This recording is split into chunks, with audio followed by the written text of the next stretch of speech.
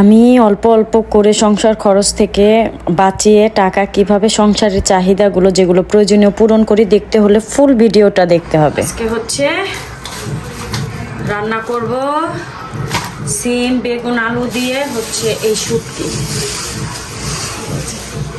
বাঁশপাতা বলে অনেকে, বাঁশপাতা এটা ভিজাটা থাকলে বেশি ভালো হয়, শুকনাটা বেশি ভালো না। এই শুটকি দিয়ে হচ্ছে একটা আইটেম করবো, গুজরাটের তো আলাদা। তার পালা কেটে নেই, দেখেন আমি বেগুনগুলো কীভাবে কাটি, একদম মানে চিকন করে কাটতে হবে। বলে তরকারি কাটার পরে যদি সুন্দর দেখা না যায় সেই তরকারি খেতেও ভালো লাগে না। এই যে এভাবে এভাবে করে কেটে নিতে হবে। এই যে আবার পোকাও থাকে, এত দামি জিনিস এই সেগুলো যদি এরকম পচা হয় তারপরে কেমন লাগে বলেন, চিন্তা করছে অবস্থা। হ্যাঁ, যেই দাম জিনিসের খুব কষ্ট হয়। এই যে এইভাবে চিকন চিকন করে কেটে নিব।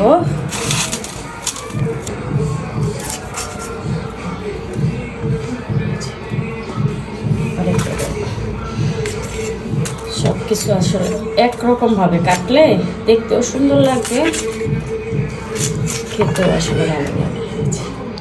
এগুলো হচ্ছে ময়মনসিংহ নেত্রকোনা এই ডিস্ট্রিক্টের খাবার আর কি, ওই জায়গার বউ।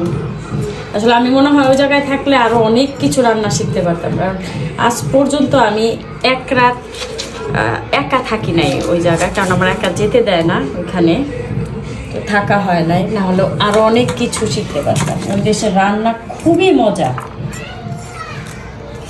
খুবই স্বাদ হয়। আমার জায়ের রান্নার তো তুলনা নাই, আমার শাশুড়ির খুবই মজার রান্না করে তারা। আলুটাও সেম প্রসেসে আসলে কাটবো। ওই যে অনেকে হচ্ছে গুঁড়া মাছ দিয়ে যেভাবে রান্না করে না, ওইভাবে ট্রাই করি আর কি।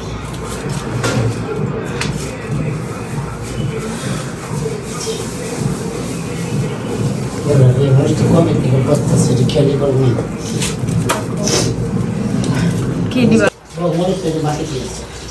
মিম ব্লগ টক দেখো না, হচ্ছে রিয়েল জিনিস সেটাই ভালো।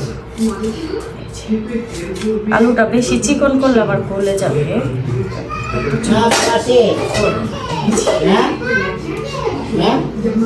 দেখো আসলে শীতের সবজি দেখতে কত মনে হয় কাঁচাই খাওয়া যাবে, খুব স্বাদ হয়।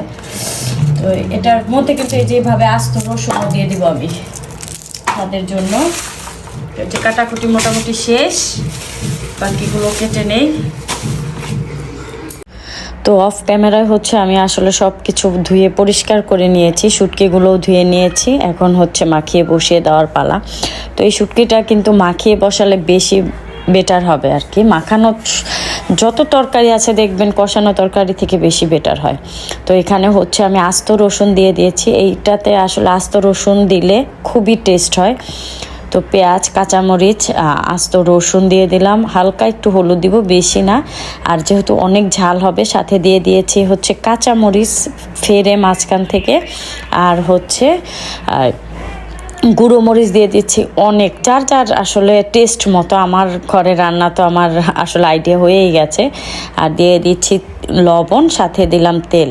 তারপর হচ্ছে এগুলোকে কি করতে হবে, একদম মানে হাতে ভেঙে ফেলতে হবে, এমনভাবে মাখিয়ে রান্না করলে কিন্তু বেশি ভালো লাগে। এই যে আমি কিভাবে মাখাচ্ছি, একদম মাখিয়ে নিতে হবে। তো মনে হচ্ছে যে এভাবে রান্না করলেই আসলে খাওয়া যাবে, এত টেস্ট হয় এই তরকারিটা। তো এই যে শুটকিগুলো দিয়ে দিচ্ছি, শুটকিগুলো হচ্ছে আমি টুকরো টুকরো করে কেটে নিয়েছি, কারণ শুকনো শুটকি তো এগুলো সহজে হচ্ছে নরম হতে চায় না, তো এই রকমভাবে কেটে দিয়েছি। তো হালকা হাতটা ধুয়ে যতটুকু পানি, আর একটু পানি দিয়ে দিব, কারণ এই পানিতেই হচ্ছে সম্পূর্ণ তরকারিটা হয়ে যাবে।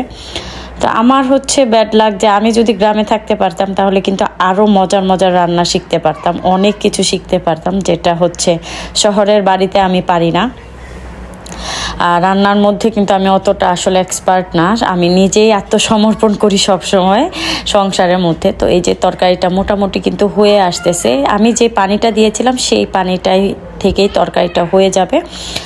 তো এই যে কী রকম হয়েছে সেটা আপনাদের সাথে শেয়ার করতেছি। আরও 5 মিনিট পরে হচ্ছে আমি তরকারিটা বন্ধ করে দিব। এদিকে হচ্ছে আমাদের মিঠুর অনেক পানি পিপাসা পেয়েছে, সে পানি খাওয়ার জন্য না আসলে বাথরুমে যে যায়, বুঝে যেই জায়গায় পানি থাকে, তো তাড়াতাড়ি করে হচ্ছে ওকে পানি দিয়ে দিলাম।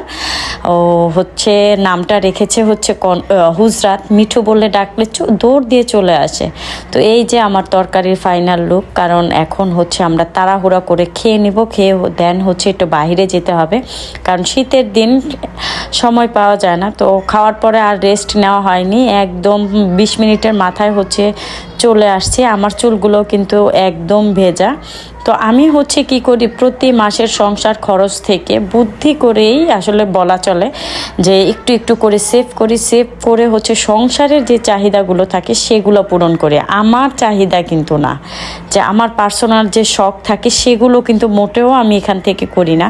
আমি সংসারের চাহিদাগুলোই চেষ্টা করি সব সময় পালন যেন পূরণ হয়। সেটা তো আমার অনেক কিছু নেয়ার ছিল, আসলে সাথে অনেক টাকার জিনিস কিনেছি, আপনারা দেখলেই বুঝবেন যে কত টাকার। আর এখন আছি বর্তমানে হচ্ছে বেস্ট বাইয়ে আছি, এখানে কিছু ইউনিক কালেকশান আছে কিন্তু এত দাম যা বলার মতো না। তারপরও বেস্ট বাই থেকে কিছু নিয়েছি, দেন হচ্ছে আরেক জায়গা থেকে আরেকটু কিছু নিয়েছি। তো বেস্ট বাই থেকে হচ্ছে এখন বের হয়ে যাব। তারপরে এই পাশে এসেছি, কণ্ঠরে ওয়াটার পট দরকার ছিল, দেন হচ্ছে হুজরাতেরও দরকার ছিল, যেগুলো হচ্ছে হিট হয় আর কি, গরম থাকে পানি, যেন আমি সাথে সাথে সুইচ দিয়ে তাৎক্ষণিকই গরম করতে পারি। সেটা আমি এখানে পাইনি, কারণ আমাদের একটু ট্যুরে যাওয়ার কথা আছে, তো ওইখানে গেলে তো আমাদের লাগবে, তো ওইটা আসলে এখানে পাইনি, এই কারণে আর ওই জিনিসটা নেওয়া হয়নি। তো চলে যাব এখন অন্য জায়গায়। এখানে মোটামুটি কেনাকাটা কিন্তু প্রায় শেষ হয়ে গেছে, চলে আসছে অন্য দোকানে। এটা হচ্ছে আমাদের পরিচিত এক মামার দোকান, তো এখানে এসছি, এসে হচ্ছে যা কিছু নিয়েছি সেটা আপনাদের সাথে বাসায় আসার পর শেয়ার করলাম। এখানে হচ্ছে আমি জগ নিয়েছি, তারপর হচ্ছে জগটা ছিল, মানে এই জগটা ছিল আমার মোস্ট ডিমান্ডিং একটা জিনিস। অনেক মাস ধরে আমি আসলে ট্রাই করছিলাম যে এই স্টিলের যে জগগুলো থাকে সেটা আমি নিব। এটা হচ্ছে মানে এগুলোর তো প্রাইস অনেক থাকে, যারা ব্যবহার করে তারা জানে, মানে একটার প্রাইস দিয়ে কিন্তু আপনারা 3-4টা জগ ব্যবহার করতে পারবেন।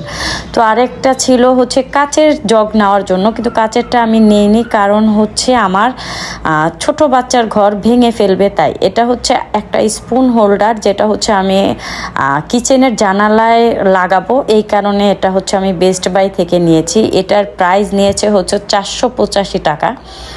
আর গ্লাস ঢাকার যে ঢাকনাগুলো থাকে সেটা নিয়েছি, এগুলো পিস প্রতি হচ্ছে 35 টাকা করে রেখেছে বেস্ট বাইয়ের মধ্যে। আর এই যে জগ, এই জগটার প্রাইস হচ্ছে 1500 টাকা। তাহলে দেখেন 3 থেকে 4টা জগ কিন্তু অনায়াসে আমরা RFL এর ব্যবহার করতে পারবো। তো যাই হোক, শখ তো শখই, সেই শখ পূরণ করার জন্যই তো এত কিছু।